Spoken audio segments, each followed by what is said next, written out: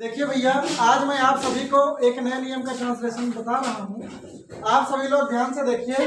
ये जो मैंने लिखा है कर या करके, ऐसा वाक्य बनाना है जिसके बीच में कर या करके आता है, तो उनका अनुवाद हम कैसे करते हैं।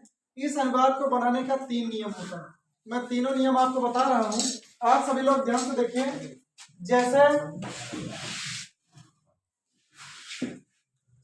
अनुवाद लिखते हैं, घर जाकर वह सो गया।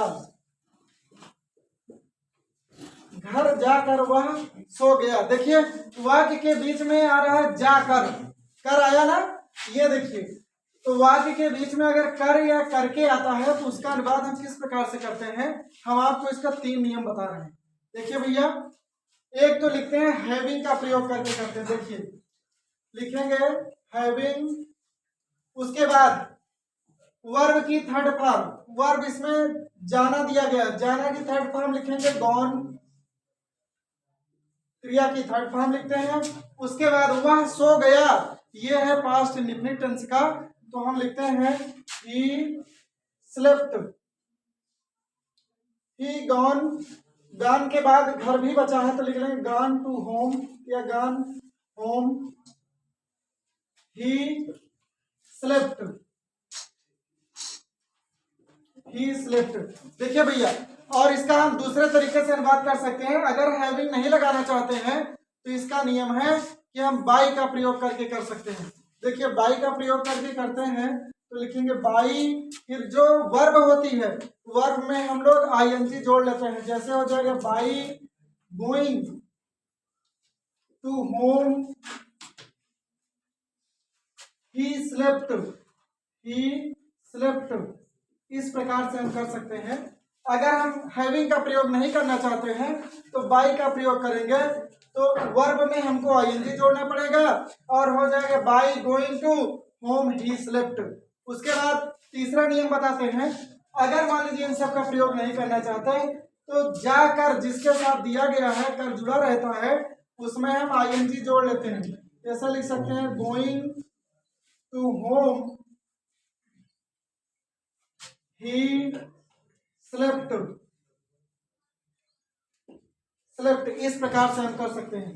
देख लीजिए तीनों अनुवाद आपके सामने दिया गया है। इस सेंटेंस को बोलने के लिए हम इन 3 में से किसी का भी प्रयोग कर सकते हैं। दूसरा अनुवाद लेते हैं, यहाँ पर वह सो गया, यहाँ पर कोई भी टेंस हो सकता है। इसमें तो पास्ट इंडेफिनिट टेंस है, यहाँ पर आप कोई भी टेंस का प्रयोग कर सकते हैं। जैसे मैं दूसरा बताता हूं आपको,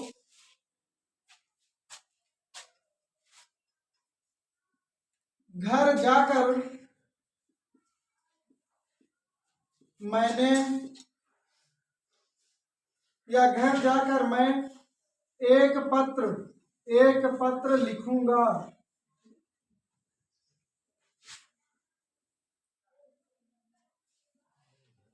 देखिए घर जाकर मैं एक पत्र लिखूंगा, इस प्रकार से अगर वाक्य दिया गया है, सेम भैया इसी नियम पर आपको करना है। बस ध्यान देना है कि इधर अब की बार फ्यूचर इंडेफिनिट टेंस दिया गया है तो उसके अनुसार लिखना है। तो घर जाकर आप देख लीजिए, इन सब में जिसका नियम चाहे आप उसके नियम के अनुसार लगा सकते हैं।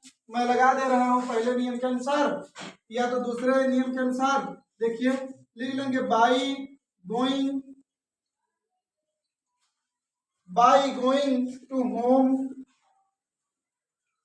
उसके बाद मैं एक पत्र लिखूंगा, I will write a letter, I will write a letter.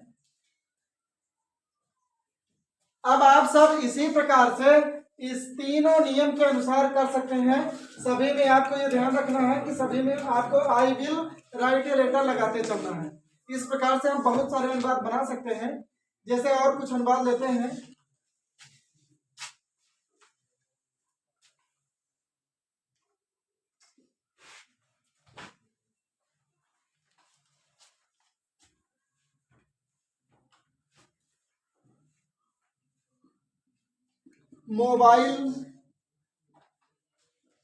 Mobile चलाकर